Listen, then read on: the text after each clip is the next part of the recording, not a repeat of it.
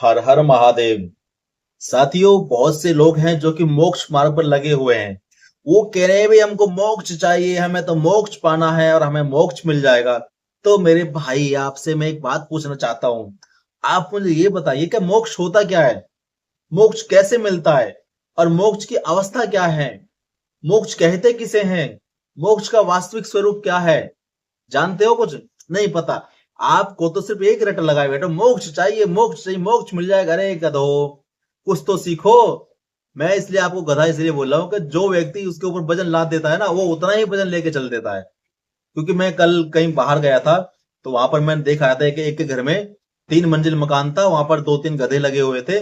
और वो 2 लोग क्या कर रहे थे, उनके ऊपर मिट्टी ला देते थे और वो जीने के रास्ते घूम घूम ऊपर तीसरी मंजिल पे छोड़ के आ रहे थे। भाई साहब, वे बेचारे गधे, आंखों से आंसू तो बह रहे थे उनके, लेकिन बस मनुष्य ये सोचते को कह नहीं पाता। जैसे मनुष्य बोल देता है, गधे कह नहीं पाते। और वो बेचारे चले जा रहे हैं अपनी मर्जी से, जितना उनको लाद दिया उतना वो करे जा रहे हैं। तो ऐसे ही आज भी हमारे भारत में कुछ ऐसे गधे हैं जिनसे ये बोला गया कि आपको ये मिल जाएगा, आपको वो मिल जाएगा, आपको मोक्ष हो जाएगा, आप हमारा कहने का पालन करो, हम आपको मोक्ष दिलवा देंगे, आपको वहां जाके ऐसा हो जाएगा। तो मैं आपसे एक बात कहना चाहता हूँ, मोक्ष मार्ग पर जाने वाले हो, मोक्ष की पहले परिभाषा समझो। आखिर मोक्ष होता किसका है और किसमें होता है? आपको तो पता भी नहीं है मोक्ष की परिभाषा। अगर मोक्ष के बारे में यदि मैं सवाल करूं ना, तो 5-10 ऐसे सवाल खड़े होंगे, आप इसका भी वर्णन नहीं कर पाओगे। चले हो मोक्ष करने के लिए, हमें तो मोक्ष चाहिए। पागल कहीं को, कुछ सीख लो, कुछ पढ़ लो। पहले अपने शास्त्र पढ़ लो, उसके बाद मोक्ष करना। समझ में कुछ आता नहीं है, चलिए मोक्ष पाने के लिए। तो मैं देखिए, कोई भी व्यक्ति है, मैं उस सभी से कहना चाहता हूं कि भाई, पहले आप अपने शास्त्रों को पढ़े, अच्छे गुरु की शरण में जाएं। वो गुरु की शरण में जाएं जैसे कि हमारे कबीरदास जी हुए, साईं बाबा हुए, संत तुकाराम हुए, संत नामदेव हुए। और संत तुकाराम, ऐसे बहुत सारे हमारे संत हैं। रविदास भी हमारे संत थे, बहुत अच्छे संत थे वो भी हमारे। महाराष्ट्र में जाओगे तो पूरी पूरी महाराष्ट्र संतों से भरी पड़ी है।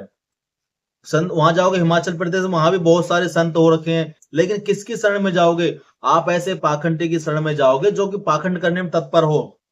पहले ज्ञान देने से पहले आप कलयुग के धर्मों को जाने, अपने शास्त्रों खोल के पढ़ो। देवी भागवत में कलयुग के धर्म बहुत अच्छी तरह से वर्णन है।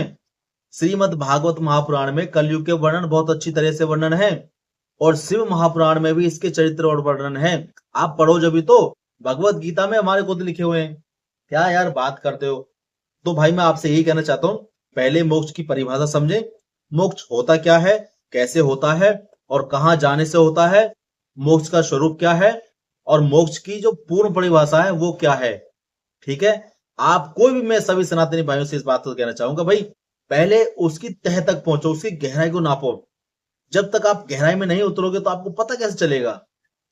सही कहूं तो कमेंट करके जरूर जाना, और भाई गलत बोलूं तो भाई माफ कर देना। क्योंकि यार कुछ लोगों के लिए समझाने के लिए ऐसी भाषाएं का प्रयोग करना पड़ता है। क्योंकि वो बोलते हैं ना कि साम दाम दंड भेद सभी को अपनाना चाहिए समझाने के लिए, मत समझाने के लिए।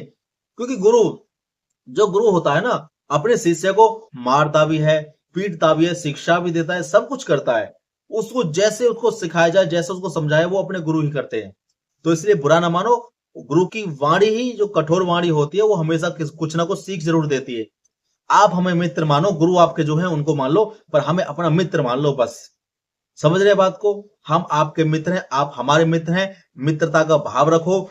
जो मन में सवाल आए आप वो पूछ सकते हो, कोई टेंशन नहीं है। जय श्री राम। हर हर महादेव।